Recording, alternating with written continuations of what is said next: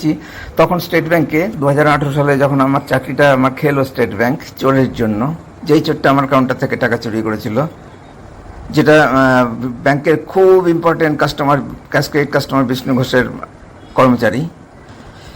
তখন মালদা ব্রাঞ্চে 35 থেকে 40 জন স্টাফ ছিল, সবার কথা বলছি, সব A to Z সবাই ইনভলভ ছিল। কেউ এত বড় একটা বিষয়ে, একটা চাকরি খেয়ে নেওয়া একটা চোরের জন্য, মানে এটা খুন করার চেয়েও বেশি অপরাধ।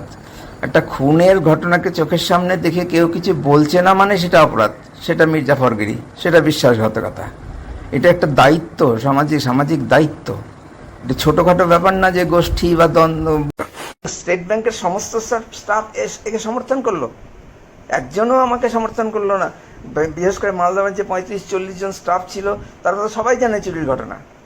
তাদের মধ্যে প্রায় সবাই তো সিসিটিভি ফুটেজ দেখেছে। 3বার তো আমি ফুটেজ দেখিয়েছি চিফ ম্যানেজারের চেম্বারে। ওই বিষ্ণু ঘোষ বিভিন্ন কোম্পানি এনে দেখে ভেরিফাই করেছে যে এটা ঠিক আছে কিনা। কেউ তো একটা কথাও কখনো বলেনি যে এটা নিয়ে সন্দেহ আছে, চুরিটা নিয়ে কোনো স্কোপই নাই।